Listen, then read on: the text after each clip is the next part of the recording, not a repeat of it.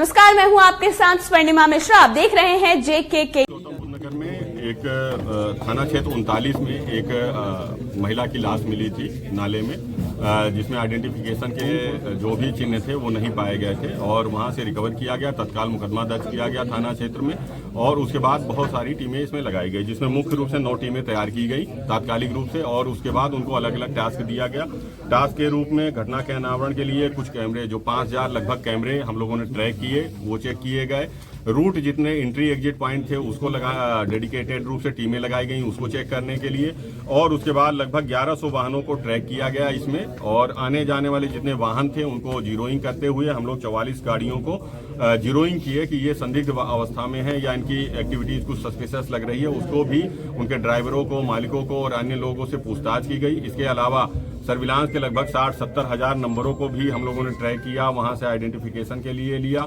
हमारी ISTMS में जो टीमें लगी हुई थी उन्होंने अलग से इसको ट्रैक किया और लगातार बहुत सारी टीमें बना करके हमने अन्य जनपदों में, नजदीक के जनपदों में भेजा, जिसमें बुलंदशहर, गाजियाबाद, हापुड़, अमरोहा, मथुरा, दिल्ली, अन्य स्थानों पे थाना वार टीमें बना करके भेजी गई और उनको जो आइडेंटिफिकेशन का बॉडी पे सिर्फ एक ही चिन्ह था कि पैर में बिछुए पहने हुए थे।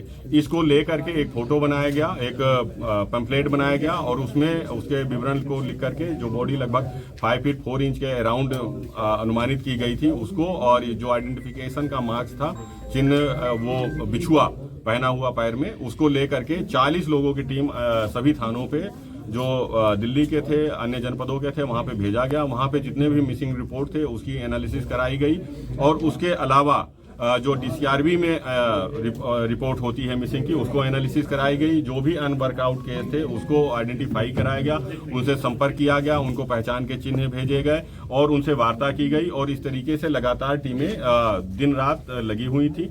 कई सारी टीमें जो हमारी ACP, ADCP और हमारे थाना क्षेत्र और पूरे जो हमारा जोन है उस पूरे जोन की टीमें और CRT टीमें, सभी टीमें इसमें लगी हुई थी। मैम, CP मैम ने इसको बहुत ही पर्सनल रूप से, बहुत ही गंभीरता से लिया था। डेली केस की मॉनिटरिंग कर रही थी वो, डेली बेसिस पे दिन में 2 बार वो पूछती थी केस की प्रोग्रेस और हमारे ज्वाइंट CP LO साहब भी डेली बेसिस पे मॉनिटरिंग करते रहते थे इस केस की। उनके निर्देशन में और मार्गदर्शन में ये पूरा केस का खुलासा हुआ। जब एक संदिग्ध बस उस घटना स्थल से निकलते हुए पाई गई तो जीरोइंग करते हुए जो हमने अन्य वाहनों की जीरोइंग की थी उसमें ये पाया गया कि एक बस है जो संदिग्ध रूप से जा रहा है। तो कई वाहनों के ट्रैकिंग में जिसको हम लोग कर रहे थे, ड्राइवर और उनसे पूछताछ, उसी क्रम में इस बस के ड्राइवर से जब पूछताछ के लिए हम लोग बरौला क्षेत्र में गए तो वहां जानकारी मिला कि इसका कुछ व्यवहार संदिग्ध है और जो वहां पूछताछ की गई आसपास के लोगों से तो पता चला कि ड्राइवर, एक महिला जिसका नाम प्रीति यादव है, वो 5-6 दिन से लापता है, जो इस ड्राइवर के संपर्क में रही थी और वहां से 300 मीटर की दूरी पर इसके पास ही रहती थी। और उसके जब और गहनता से पूछताछ हुई तो पता चला कि ये जो मोनू है, मोनू सिंह, वो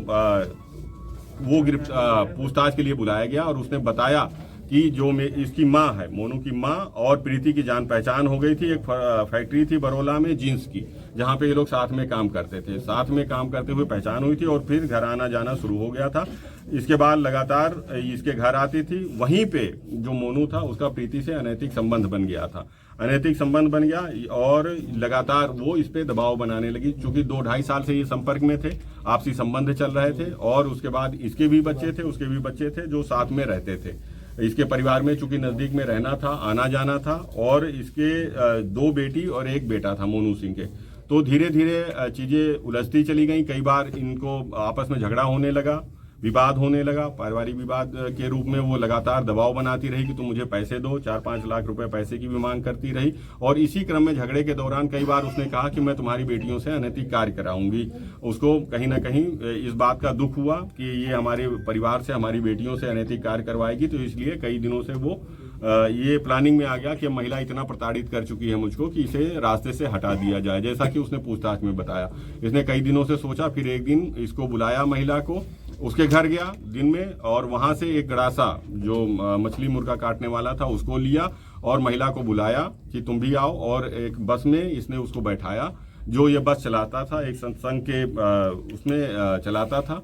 ये बस में बैठाया करीब 3-3:30 बजे के आसपास और लेकर के निकला। वो आकर के एक सीएनजी पेट्रोल पंप है जो घटनास्थल से दूसरी तरफ पड़ता है थोड़ी दूर पे, वहां पे रुका। उसने स्वयं के लिए एक पराठा लिया और महिला के लिए मैगी लिया।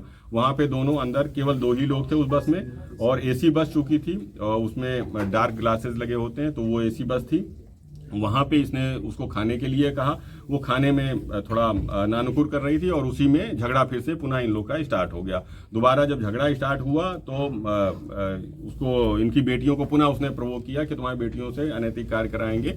इसी बात को लेकर के बहुत ज्यादा गुस्से में आ गया और जो छुपा के उसने चापड़ रखा हुआ था उससे उसका एक झटके में गला काट दिया। गला काटने के बाद लगातार उसने उस पर कई वार किए।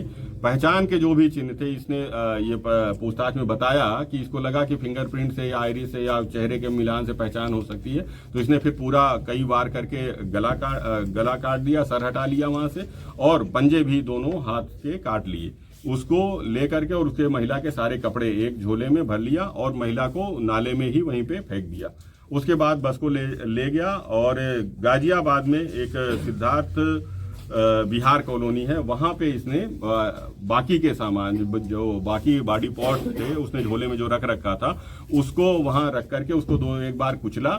उसके बाद उसको वहां पे फेंक दिया, रेलवे ट्रैक पे फेंक दिया, जहां से वो माल इसकी निशानदेही पे हाथ और बाल और कपड़े आदि अन्य सामान वहां से बरामद हुए हैं।